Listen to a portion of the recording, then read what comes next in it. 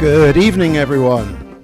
Good evening. Welcome to Ben's Camera Show, the only show fronted by someone called Ben that's about cameras, that's on at 7 o'clock on Thursday afternoons. I hope you can all hear me better this time.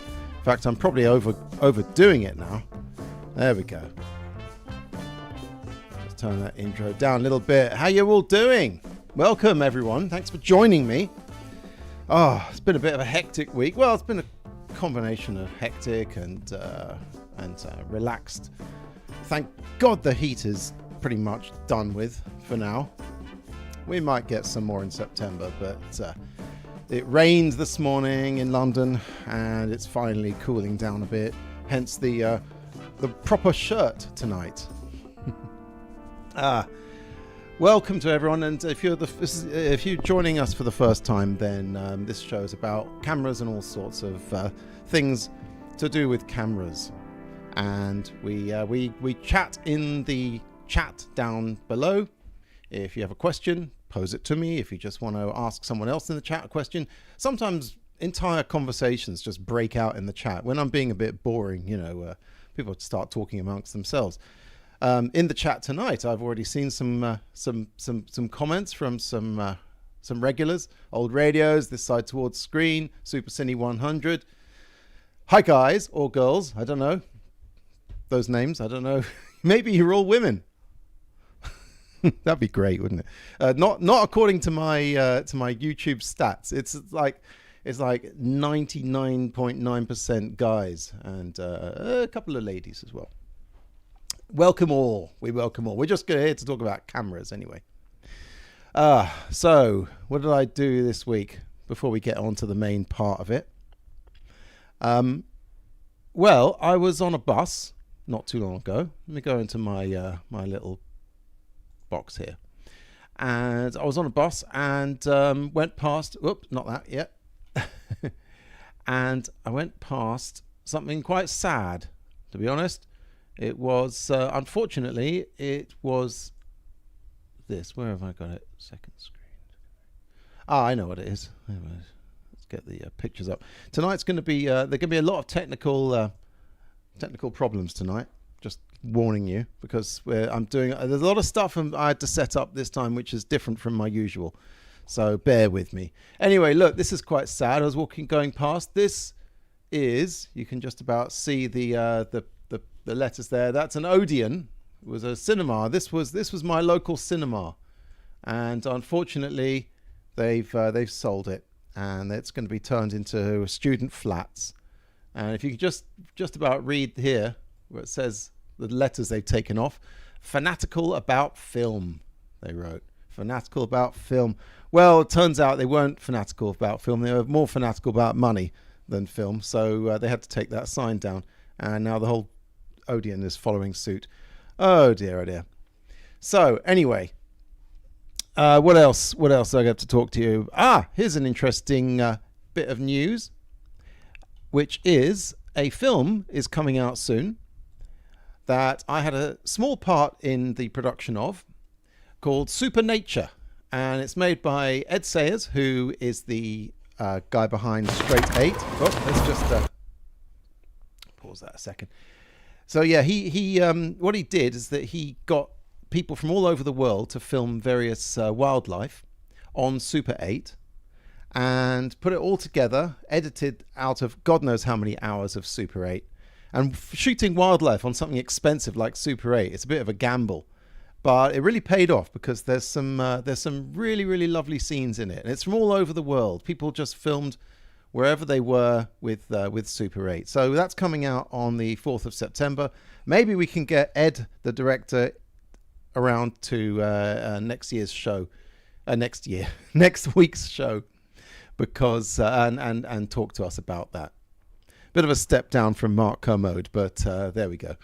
So yeah, it's check it out. Well, my part in it basically was some of the film cartridges that were sent to him from all around the world. A couple of them were very obscure film stocks that the labs wouldn't touch. So when the labs don't touch it, they come to me, and because I touch it. And I did develop some of these, and black and white stuff. And I spotted it during the film. So there, this film called Supernature, out soon. Check listings for details. What else is occurring? Well, my good friends at Ausgeknipst in Germany. They're the ones who sent me one of these to review a little while ago, which is the Bolia 4008 ZM2 battery. For those of you who aren't aware, the Bolia 4008 ZM2 is quite frankly one of the top Super 8 cameras ever made, but it has one of the most annoying battery systems ever made. And Ausgeknipst have now done this 3D printed thing. Well, they did this 3D printed thing that you could just put AAA batteries into, and then it screws, boom, right into your 4008. You'd never have to worry about batteries going flat or reaching the end of their lives again. Now, the thing they wanted me to show you is this. They've actually upgraded this thing to this. They have, let's see if I can hold them side by side. They may not look the same. Let's get the background off that. There we go. They may look the same, but what they've done, they've strengthened it with some screws here and some screws here. Feels very solid.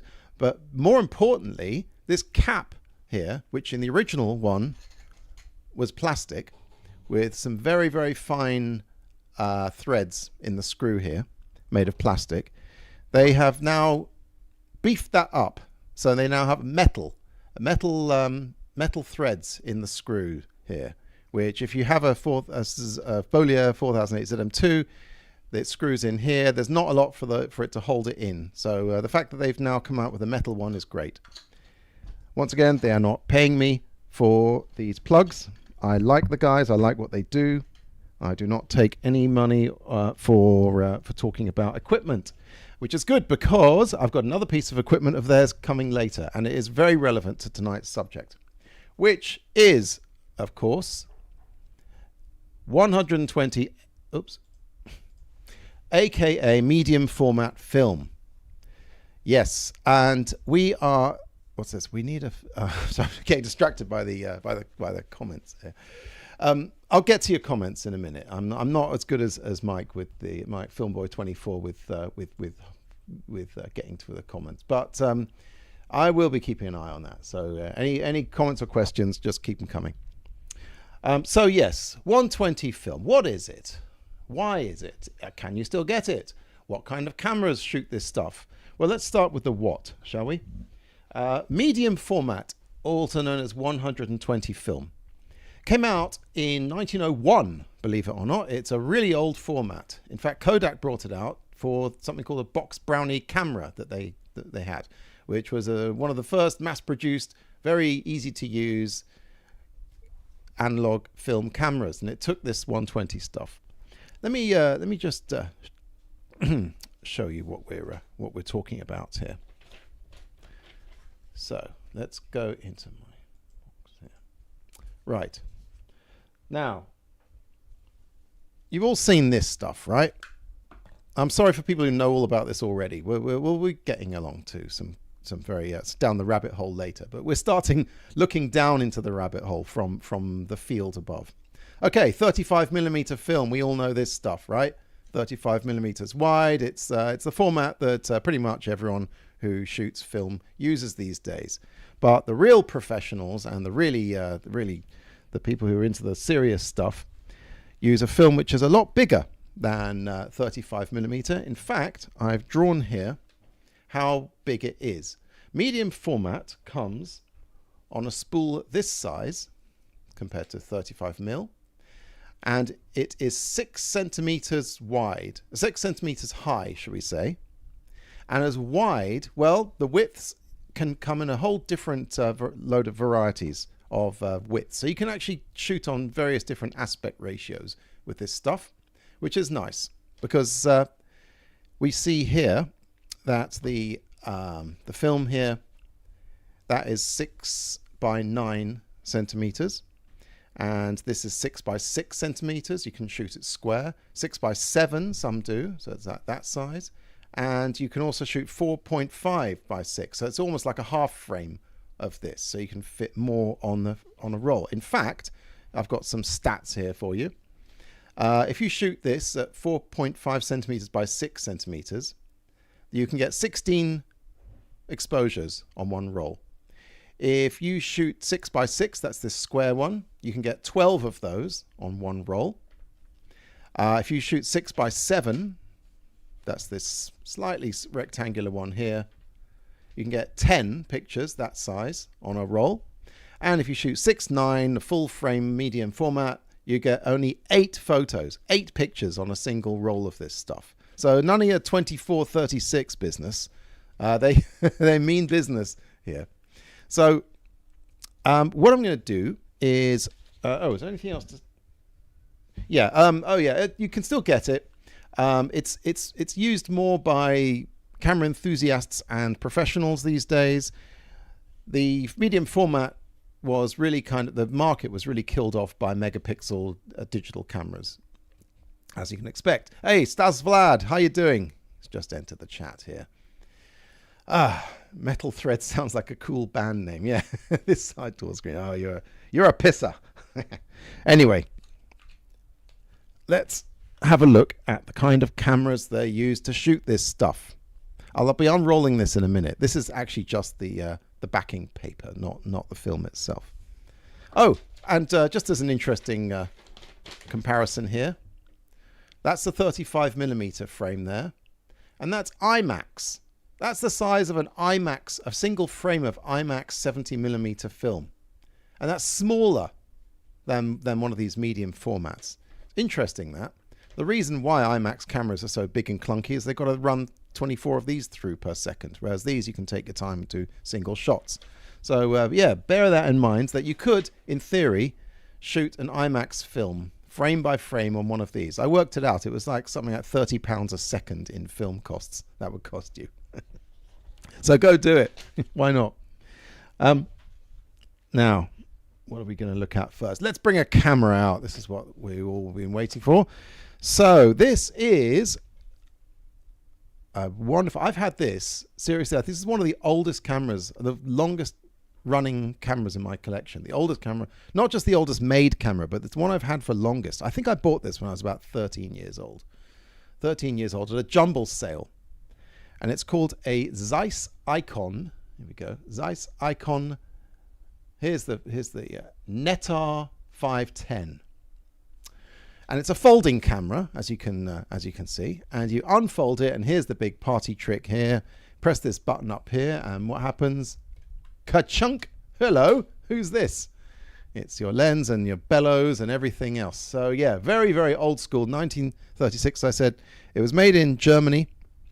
It was made before the war in Germany. However, it was not made before the Third Reich. So yeah. This was actually made for the international market. This was made for the British market, and I can tell that because the focus is in feet here, not meters. So yeah, during the war, Zeiss actually made optics for airplane guns and periscopes and all that, all that stuff for the war effort, after the war, they just went back to being a regular camera company. They even made planetarium projectors, which are amazing. Here's Alska Tips in the comments here. The makers of the Bolia battery and a 120 film scanning device that I'll be showing you later. They're in the comments. So if anyone has questions for them, then please let them know. They say, wow, didn't even know film cameras were a thing when I was 13. Oh, Niccolo, you're funny. Men's camera show. Oh dear. Ben the man camera show. I've turned into toxic camera masculinity. Oh, God help us. Anyway, should we have a close look at this thing before we go down another rabbit hole that I do not want to go to? It has the very, very, very basic aspects of film photography. You've got your focus here. You've got your shutter speed here. And you've got your f-stops here. It goes from f6.3 all the way up to f22. I'm sorry, the picture's a bit blurry and grainy today because I'm using my good camera to show the actual film. You'll see.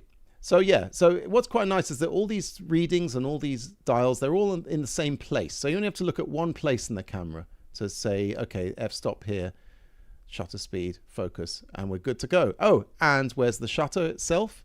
The shutter itself is this little lever here. You just push that down, and it makes a very quiet little. In fact, let's get the other microphone on this.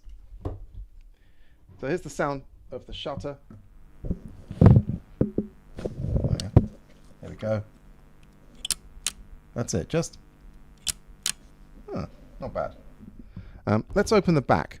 So you open the back by pulling this bit up, and then the whole back opens up.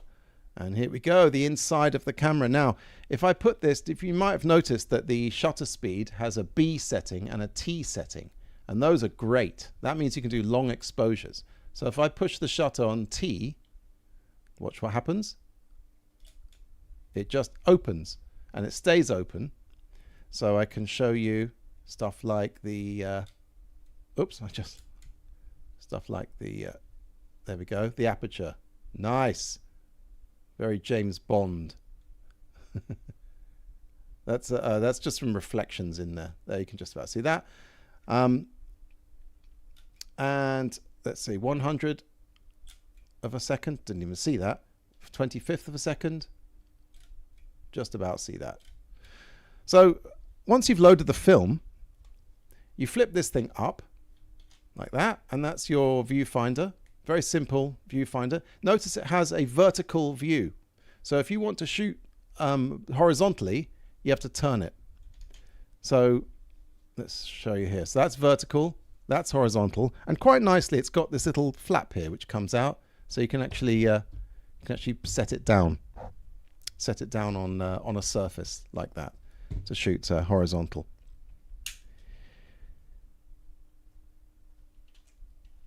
And shall we load some film in? Shall we see how it... Ah, yes, Super Cine 100, 2 red windows. Good you noticed that. I'm glad you noticed that because this takes basically a 4.5 by 6 frame.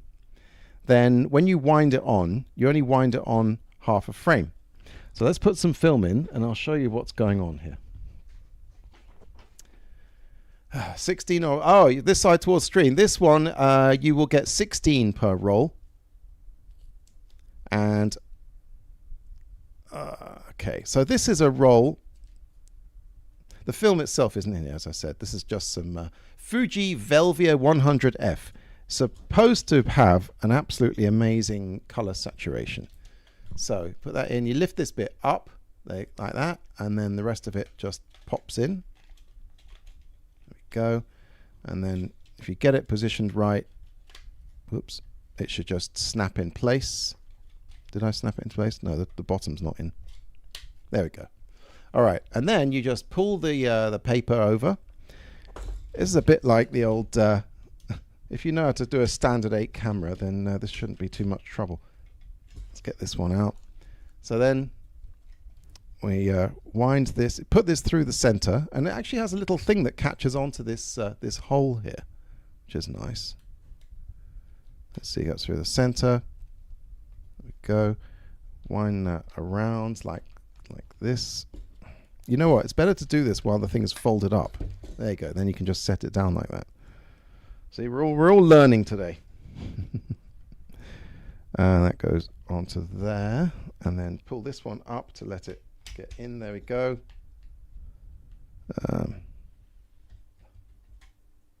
Okay, there we go.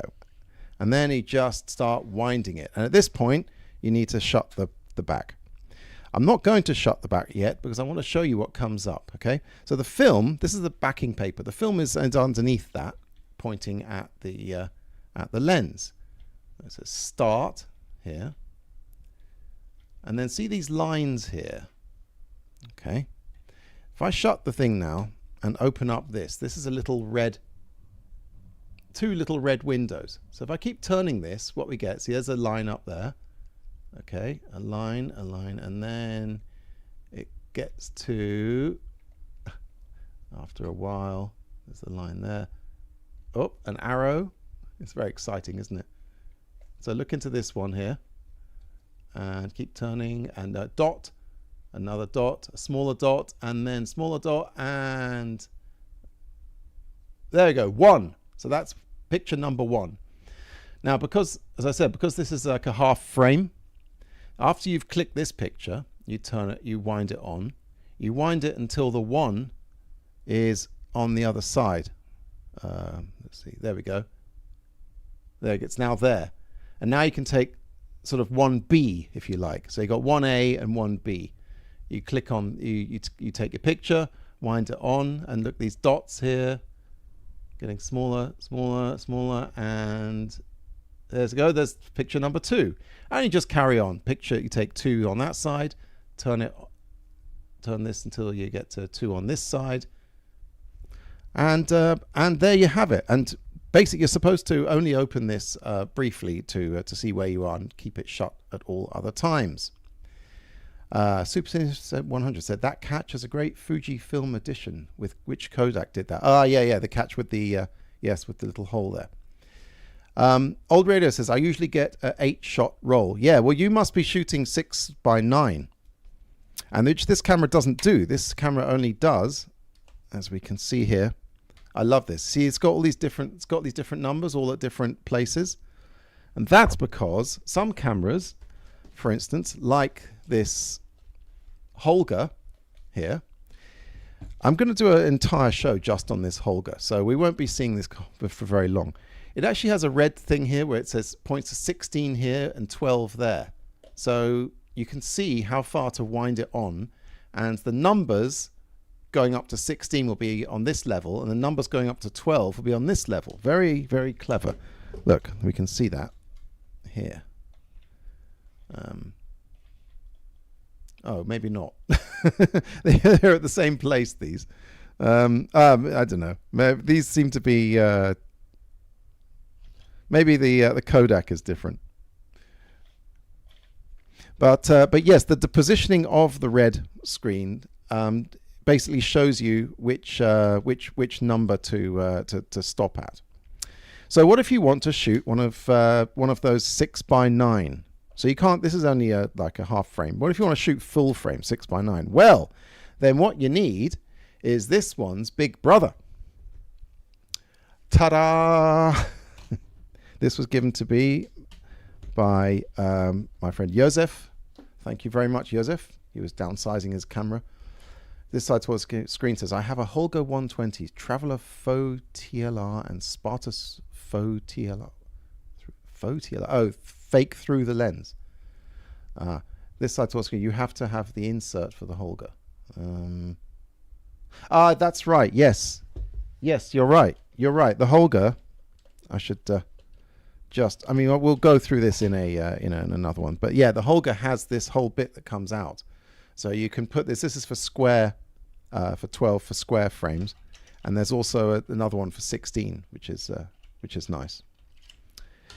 But like I said, that Holga's got some stuff going on, which I don't have time to go into today. It's crazy, but we're going to stay in 1936 now, and take out of this beautiful leather case the big brother of this Zeiss icon, and it's this one, which is the Bob 510/2, and it's a bit shyer. You have to prise it out a bit when you want it to unfold. There we go. There we go. Whoa, even bigger. This is the Bob. Pretty much the same feature set. The controls are up here. Let's get some more light on them if I can. There we go. Yeah. So this does it does 1/25th of a second, 1/75th, and the all important B and T, bulb and T. This is nice. This little thing here. It's like a top-down viewing scope. So Okay, you're not going to be able to see all that well here, but if you look from the top, you can actually line up your shot there. I don't know. Yeah, you can't really see there, but it's like it's got a prism of some sort, and it comes in through there, and it's you can see your image, what you're shooting from the top here. It's a lovely, very elegant system. Now, let's see the business end. Let's see what's going on inside this one. Notice it only has one red window. So as you wind the pictures on this one, you get the full 9:6, the glorious, massive, full frame medium format. Let's see, I've got another piece of another old roll here. These are quite handy. This is like a whiskey miniature bottle box. They're quite handy for holding these things in, because as you can see, you can't get them into a 35mm capsule. It's too big. So this was some Ektachrome that I shot, and it was very old. In fact, it expired in 2001. So I thought, oh dear, I don't know if that's going to work. But here, as we can see here, the numbers at the top here, 1, 2, they're much further spaced apart. See, picture 3 will be picture 4. You only get 8 of these. I'm not going to pull it all out, but that's how that's how these ones go. And pretty much, as I said, the same features, except for it's got this top-down thing. You can choose your aperture goes down. The f-stop goes not very low. It only goes to 7.7.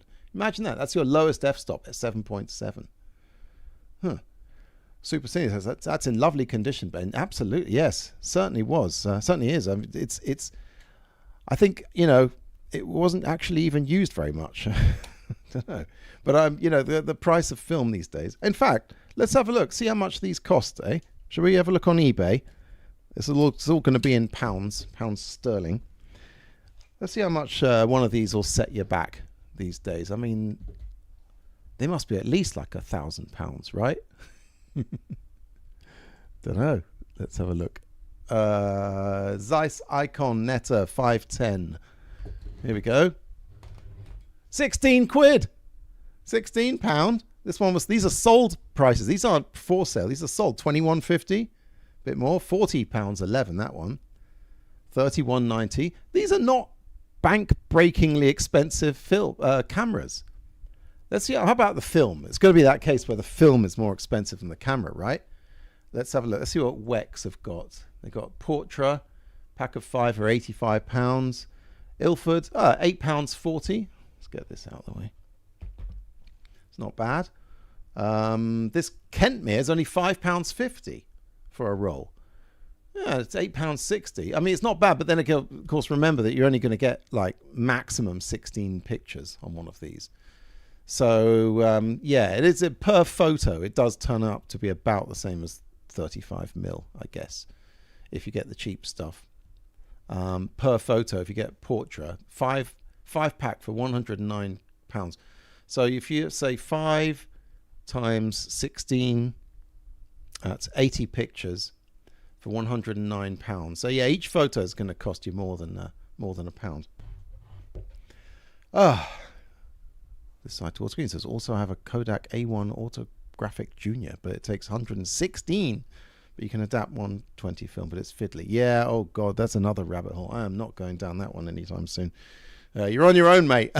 When I get to episode 100, I'll be so bereft of ideas for shows that I will be starting to reload stuff like, you know, miniature Minox and whatever all that stuff. And yeah, 126. So let's see what happens. So basically, inside this camera was a roll of film. It was a roll of film a bit like this Ilford Delta 3200 ASA. That's an interesting one. I'm gonna be shooting that some other time. Get some nice. Oh, it expired in 2014. Never mind. Yeah, some interesting nighttime shots of that, I bet. I found something in there, some mystery black and white film. I didn't know what was going on with this. Let's get some photos up here so I can show you what I'm talking about. Oh yeah, that's the different film sizes. Interesting. Yeah, 35, 70, all the rest.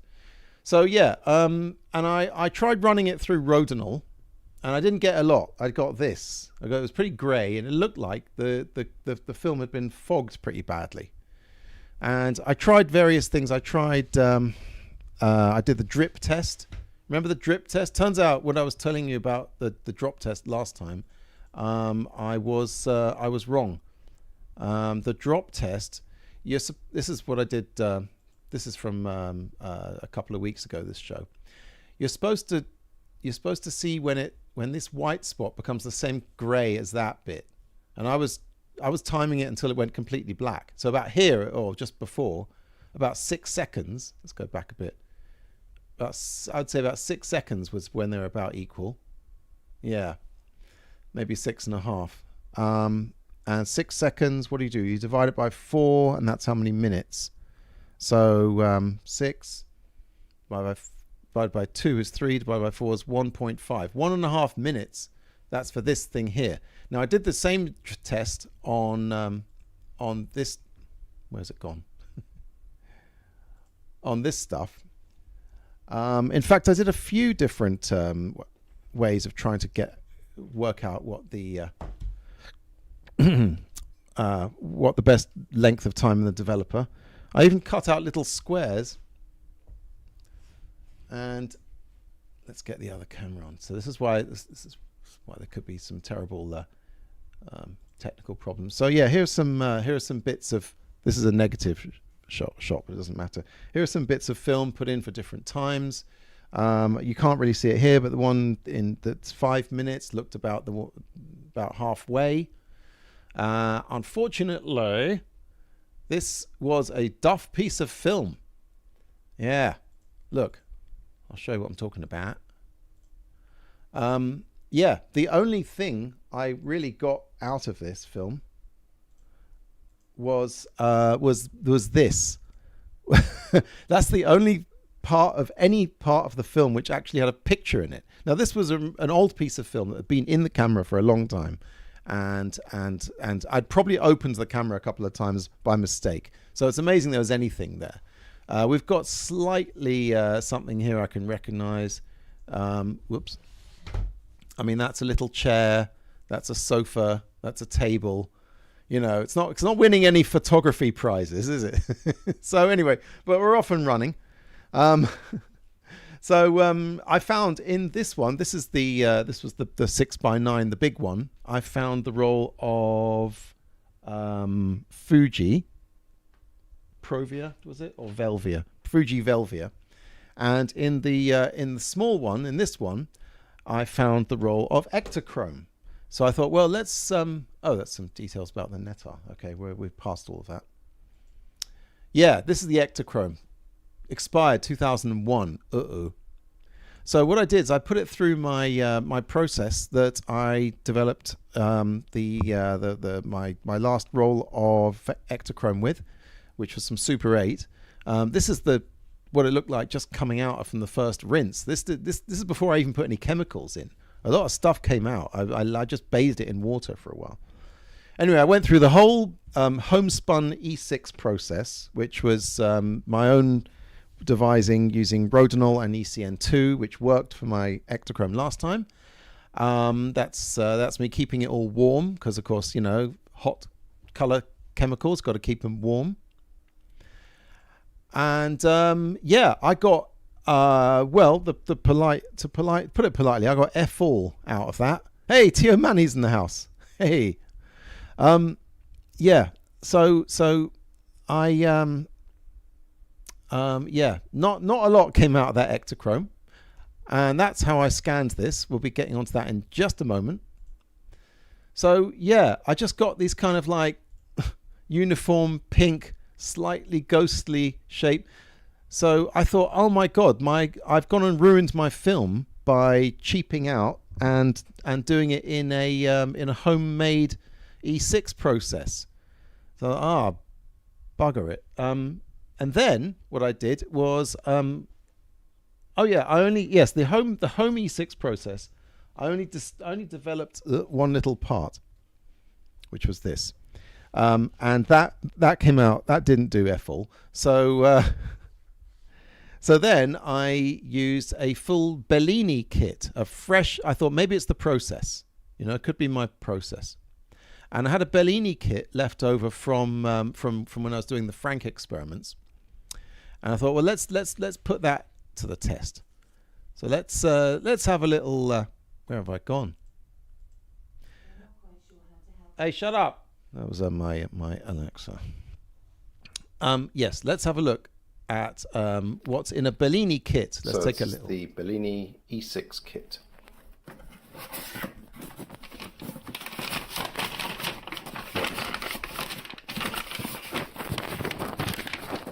Some very nice clear instructions with it, development times and everything.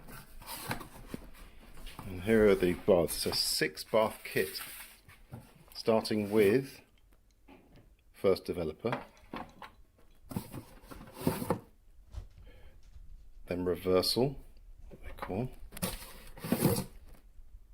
color developer part A, color developer part B, then pre-bleach, and bleach, that's the big one,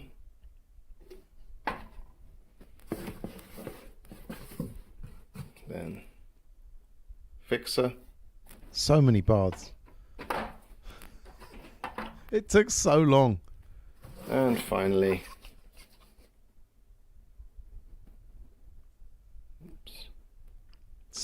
stabilizer. I think that's also called hardener.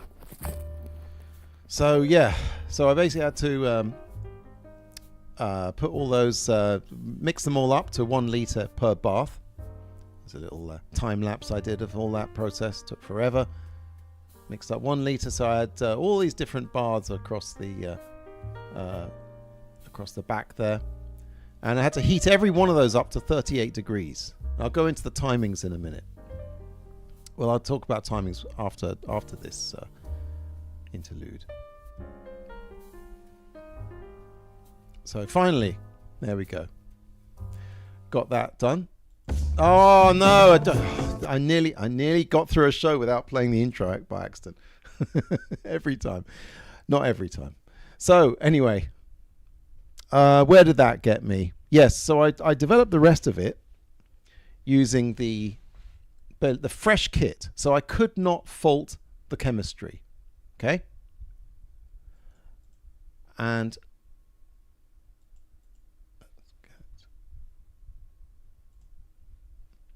it got me nowhere again. So even with the fresh stuff,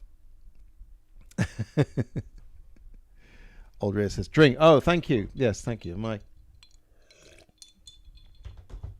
getting cotton mouthed there?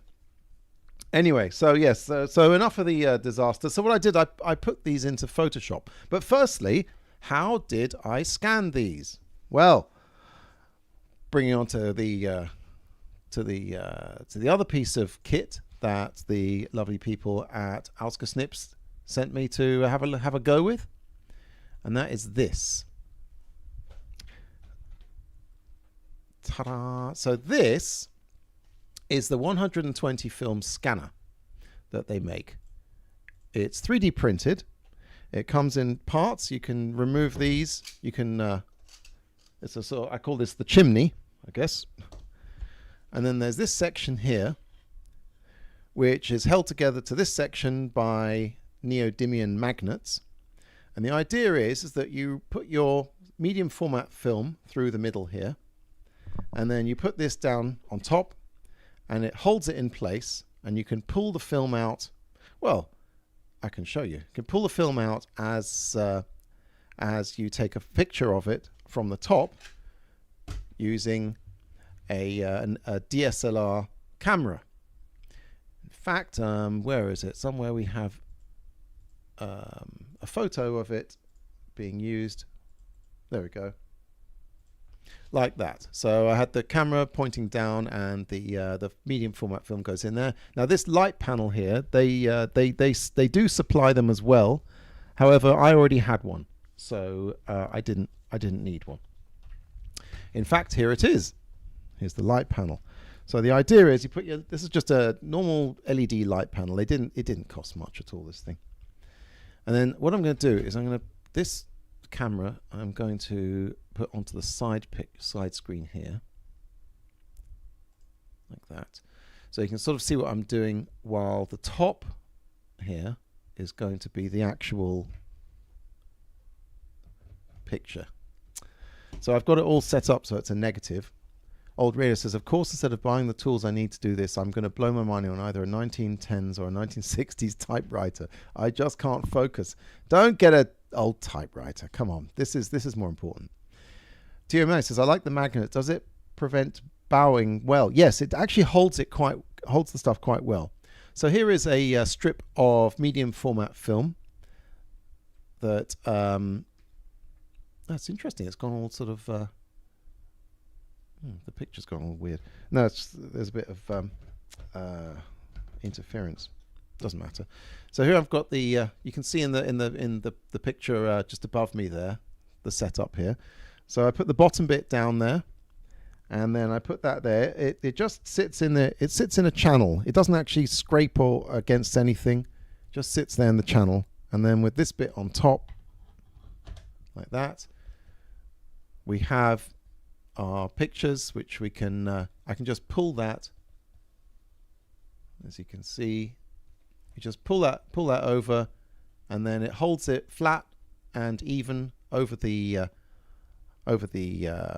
LED, and can be photographed with as good a camera as you can give it. Let's see these pictures. Now you might be wondering why some of these pictures look a bit blue. Well, this was taken with a blue flash using the Holga, because it's got different colored flashes. And again, I'm teasing that for another show. But let's see, you could also use it. You can also use it with positive as well as negative. These are just some more negatives. Let's see. Let's have a look at this one. I'll just finish with the negatives, and then I have to just reset this thing before I show you any positives. There we go. So then I put this over. Let's put that over there. So like that, it just snaps in place, and then I can just there we go, and it holds it very nicely for photographing. So that's how I did these scans, if you like to call them scans. I guess they are scans.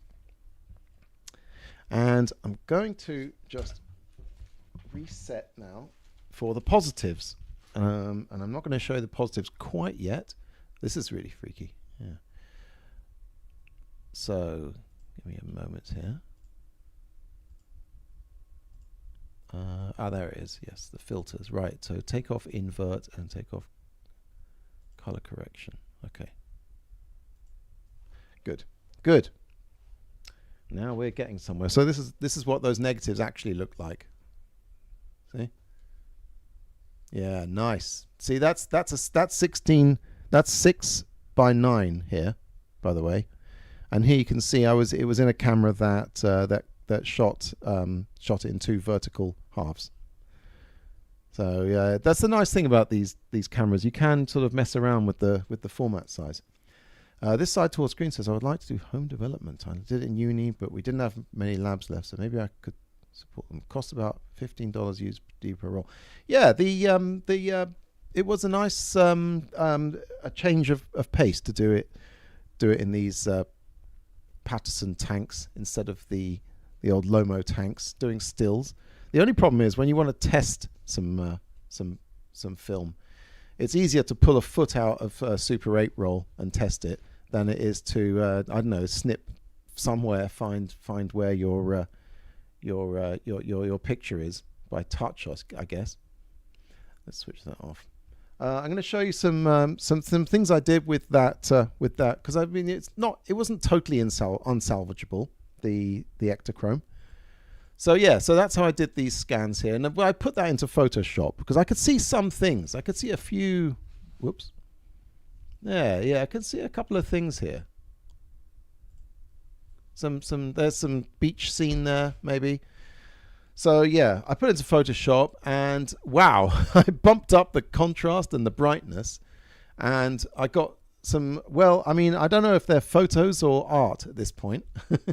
That I don't even remember where I was when I took that. I was obviously in a big place that had windows up there. The same windows and some sort of scaffolding. This might have been inside some museum or something. I'm not sure. Maybe a gallery. I don't know. I've no idea what that was. I mean, they look pretty cool. You know, there's always something to be salvaged.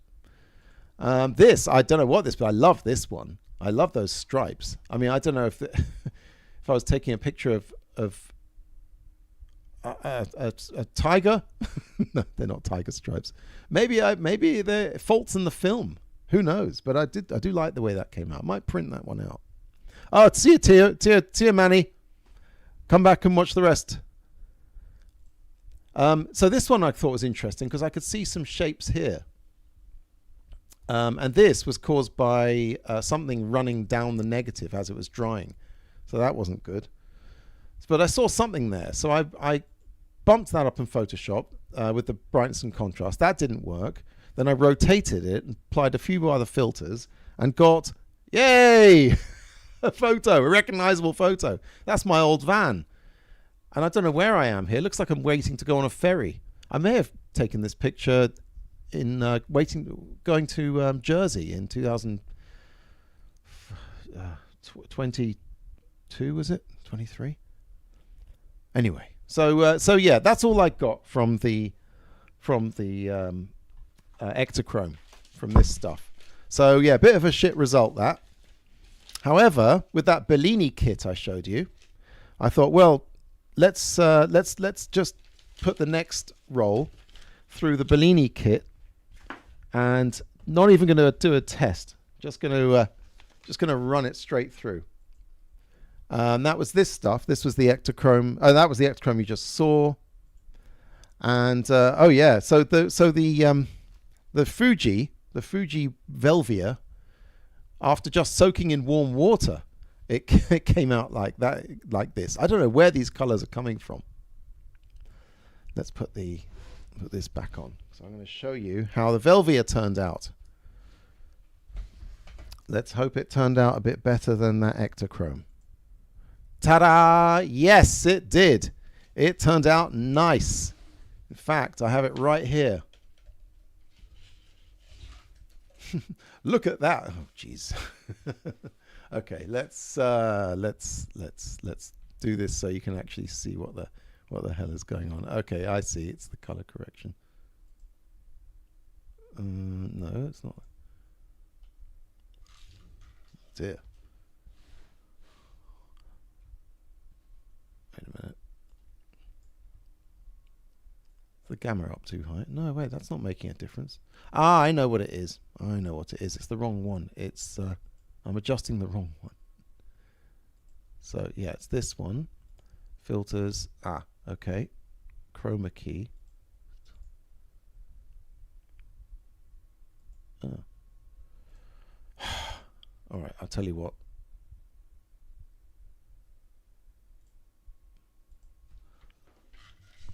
No, it's too bright, but it's not the camera. I can see it looks great in the camera picture. Just hang on. Normal. Let's just put some music on while I fix this. I know what it is. I'm using the wrong camera, for goodness sake. What kind of idiot am I?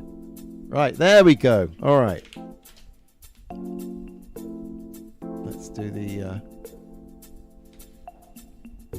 right.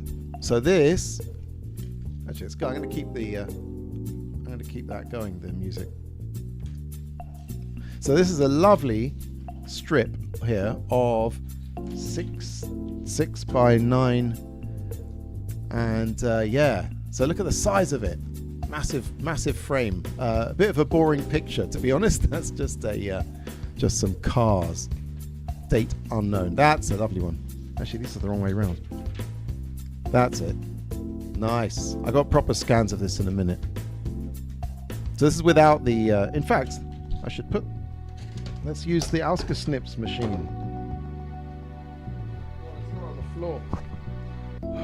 Right. Let's do that again. Now you may notice that we're not getting the whole picture here. We're only getting the square picture in the middle. So what are you supposed to do about that? Well, the deal with that is that Ausgesnipst, they have, as we can see here, they have a variety of different shaped gates. So this is the square one, but if you want the 6x9, you have to get one of the other ones.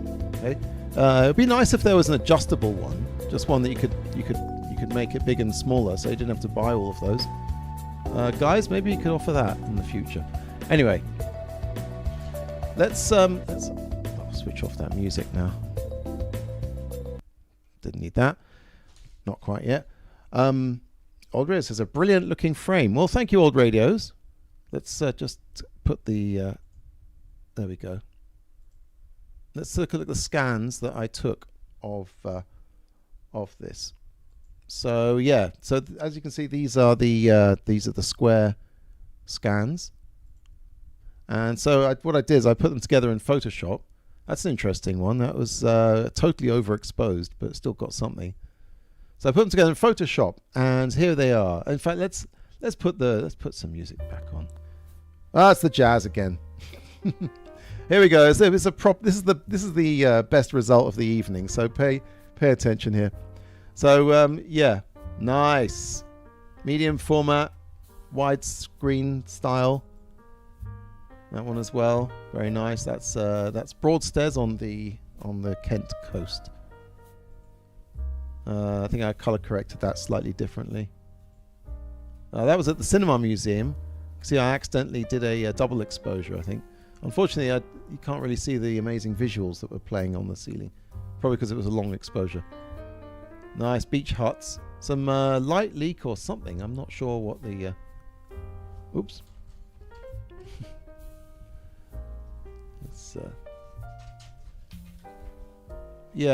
Here is it. It's weird. I think maybe I opened it for a second and it got leaked. What's next? Oh, I love this one. This is Hampstead Heath. This is one of the ponds on Hampstead Heath. Lucky millionaires were all living there, right on the lake there, and some ducks and swans and stuff. Okay, now.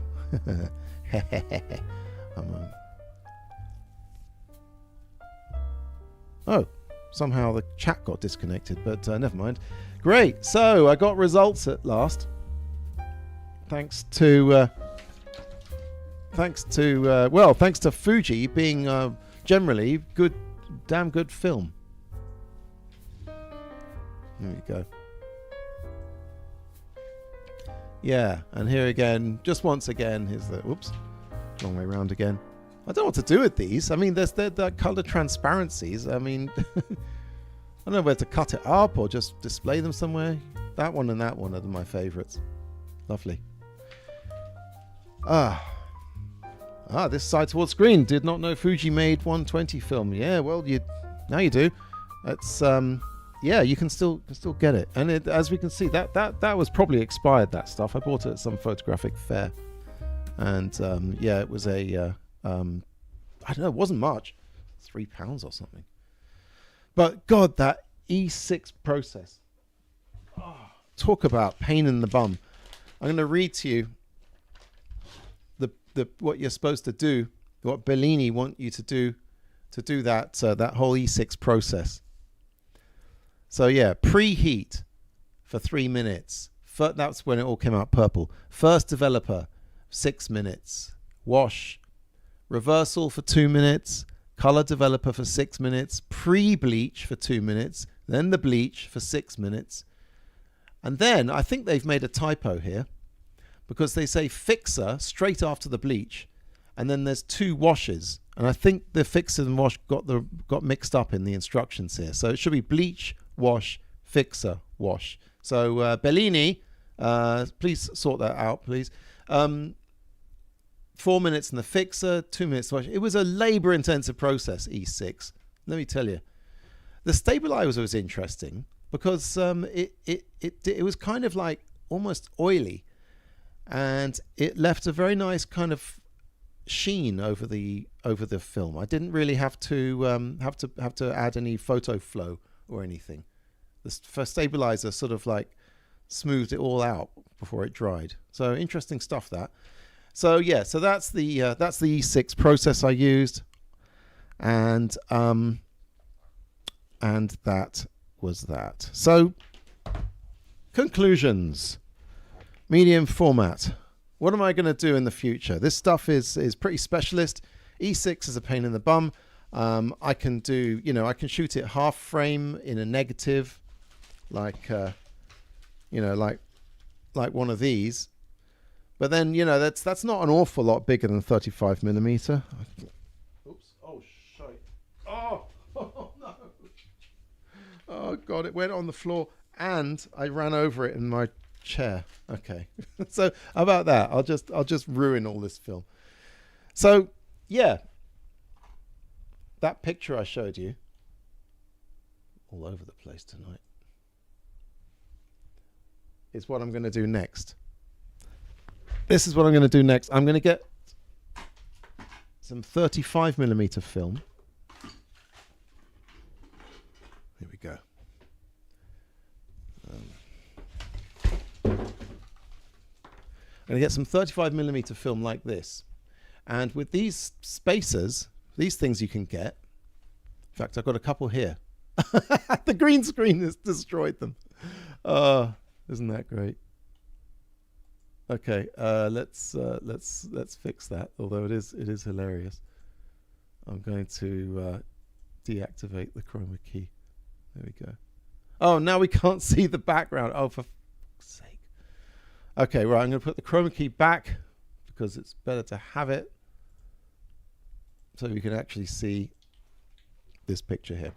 Anyway, with these spacers here, you can put some 35 millimeter into one of these medium format cameras and wind it onto a spool here.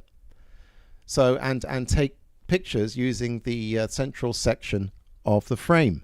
What's quite nice is that the picture goes all up into the sprocket holes as well. So Super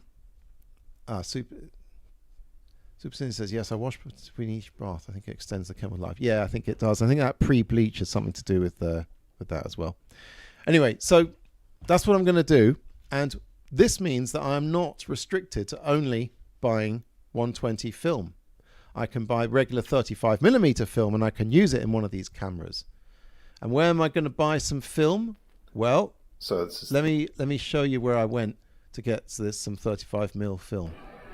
This is the Photographer's Gallery in London, and downstairs they have a film shop, a gift shop, and they have the biggest collection of film stock I've ever seen for sale anywhere in the world, in my life. Look at it. If a film stock, if a 35 mil or medium format film stock is made, you can probably find it here. Look at this. I mean, and it goes on and on and on, and it's all these like these small companies making film as well. These weird like one called Red Dragon or something. Look at that. All these different film stocks. I love it. I'm going back there every time I need film. They got it all from the Portra to the Lomo to the Fuji, and that's what I bought, the Velvia 100. There we go. This is what I selected. Oops, not that. Okay, let's get that off. And in fact, it's time to dispense with the bloody green screen, because I can't show you this. I'm going to shoot this Velvia 100 the next time I use one of these medium format cameras. And I actually did use something in one of those medium format cameras, and it took me down such a rabbit hole that I'm going to have to do another show. That is correct. I am doing a show next week, everyone.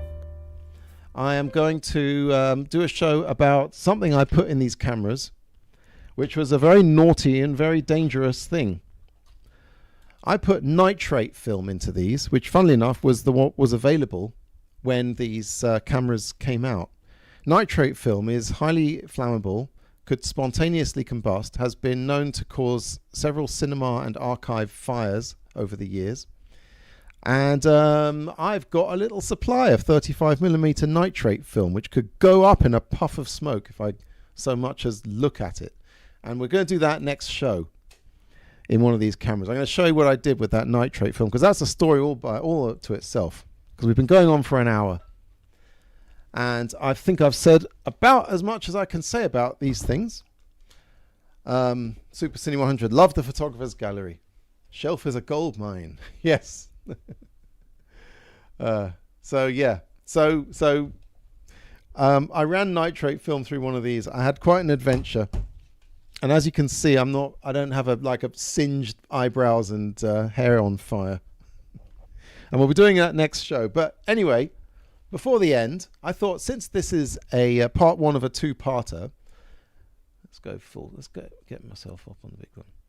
I thought before this is, because this is a part now turned into part one of a two-parter, and because it's a very still image oriented show tonight, I thought let's end with a bit of entertainment with a film I made using just still images back in, God, this would have been in like 2007? No.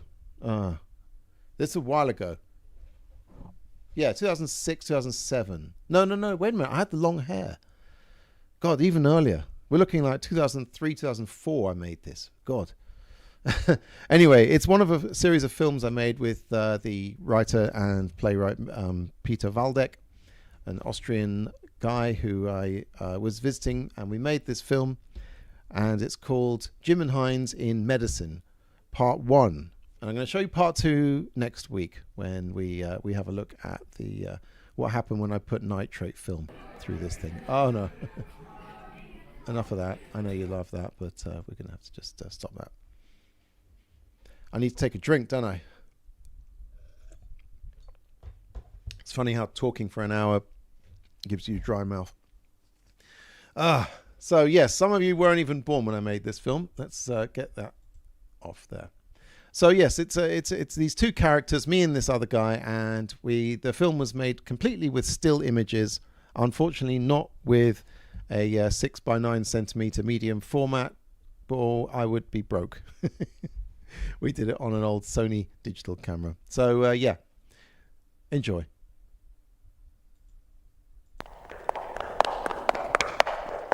Oh, yeah. Gonna make it. Okay, hey, record time. Okay, let's see. Oh God. Oh God. Okay, never again.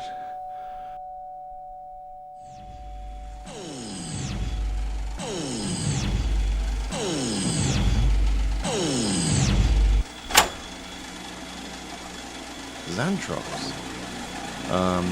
Is Heinz in?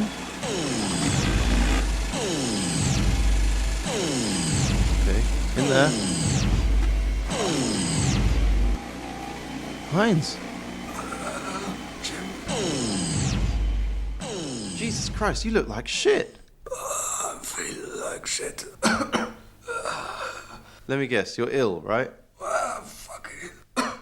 You look like you got flu. Yes, I don't know. I feel ill since days. It's been going on for days like this. It's fucking ill. I see Xantrox has been taking care of you. Yeah, but it's the only thing who can help me. Oh, here he comes.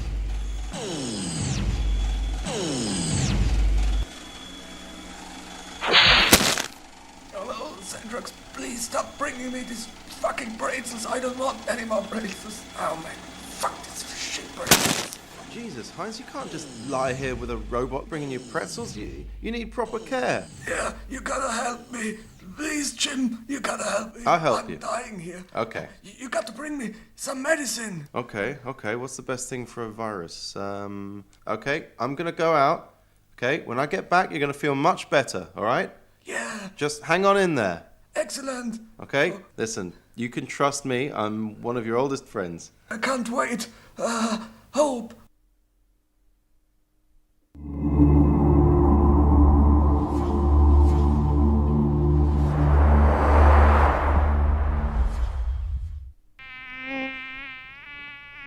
fuck, it's so cold. It's so cold.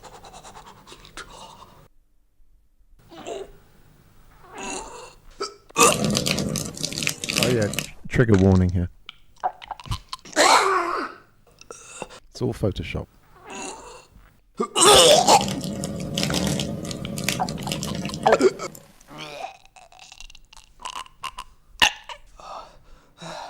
Oh god. Oh no, oh no, oh god.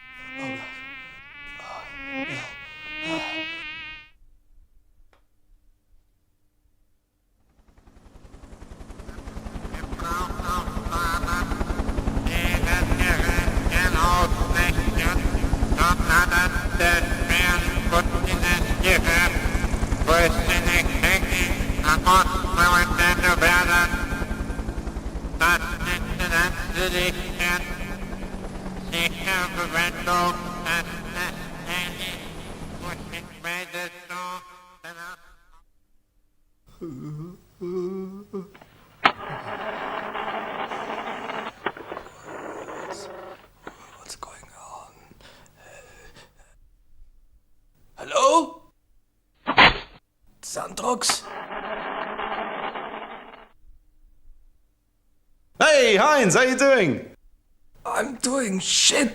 I've just been to Hawaii. What? Yeah, had a great time. What about my medicine? What? Oh, I didn't bring you any medicine. What? You fucking asshole! I was feeling shit all the time. A headache, and I had a horrible night. I tell you, there was like weird sounds going on, helicopters. Yeah, I didn't say I was going to bring you medicine. I said that when I got back, you'd feel much better, right? Now, all you needed was a week or two in bed. You had a virus. There's no medicine for that. You just got to fight it out. Okay, so you thought I was going to come back, so that gave you hope to carry on. And now, you're better. What? I'm going to give you some hope up your ass. Hey, wait a minute. Actually, I do feel better. There you go. Hey, I feel great. Jim, it's time for another super duper adventure. I'll tell you what, I've just built a machine that uses molecular vibrations to destroy concrete and stone. Hey. Basically, you point at a building, you could knock the fucker down. Well, I think I know just the building on which we can use this machine. Okay, cool, let's go. Hey, it's in your rucksack? Yeah, it's in there. Oh, it's quite compact. Cool. So, which way do we go? Yeah, it's just around the corner. We're Okay. almost there. Okay. By the way, did I tell you I'm very happy? I just finished Donkey Kong. What do you mean, Donkey Konga for the GameCube? No. I just finished the original game, the original Donkey The Kong. original Donkey Kong? But what? It came out in 1982. Yeah, but I've only been playing it since 1990. That fits you well. Jesus, look at that. Yeah, you see, it's the flag tower. It's been built for like air carriers, like to shoot at that. Anti-aircraft. Anti-aircraft stuff, yeah. Okay. You know, you can't get rid of it because it's so hugely built. If you want to blow it up, you blow up the whole district. I see. And if you want to drill it, it would take forever. I think that's the right place for the machine. Just put it away. Yeah. Okay. Let's get this thing out the bag. It's Here we all go. true. Look at that. Hey, what do you think? Oh, Nice. cool machine. Hey, just gonna line up the sights. Okie dokie. Okay, and Right. now blow it's it all up. right. Hey, what's up, Jim? Well, come on. No. You know what? It's all well and good to destroy this thing, but we don't have permission. We can't just go around destroying buildings. I mean, we don't have permission. I think it would be irresponsible. What? That's it? We're not going to blow the flag tower away? No, sorry. That's the adventure? No, it's a bad idea. We're going here and you tell me that you suck at Donkey Kong? That's the whole adventure we had now. I've been walking past this shit fuck concrete for more than 30 years. I'm sick of it. And speaking of sick, I was sick for 10 days. There was nothing to do, just noises and sun trucks putting me with this shit pretzels. And you're going to tell me we need a permission? I tell you what, you can stick your permission right up your fucking ass! Jesus, Heinz? I want my adventure! And I want it right now! Pack your bag! We're going to London! London? Why? We just fucking are!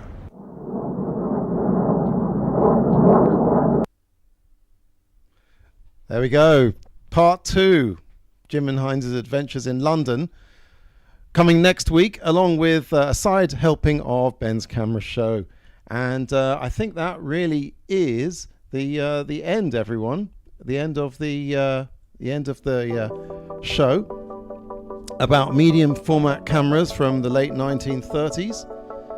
Oh, thank you all for coming. I hope you enjoyed that little. That was kind of a longer film than I remember. But yes, you'll be able to see part 2. This Side Towards Screen asks, is this available online, DVD, Blu-ray? You know what? It is. If you're in exactly the right place. After I log off the show, stay on the Zero Budget Film School YouTube. Take this volume down a bit. Stay on the YouTube page, and there's a playlist called Jim and Heinz, and that's not all of the films, but it's a good 10 of them. We made 16 of these things. Anyway, so just stick around on the channel and have a look at some of the Jim and Heinz films. Thank you all for coming. I didn't plan to do a show next week, but I'm gonna do one because going into these medium format cameras delved up so much footage and experimentation and stuff like that it did not all fit in one show. It's already 8:15 now, so it's a perfect time to wind things up. And I'll be back next week with the rather irresponsible continuation of Nitrate film, and what happened when I tried to shoot that, and what happened when I tried to develop it, and what happened when I tried to set it on fire. Because after all, you're gonna have to, for shits and giggles, if you got some nitrate film, you got to put a match to that bastard. And I'll be doing that live on the show next time. Don't tell my wife. Good night, everyone. Thanks for coming, and thanks, Ausker Snips.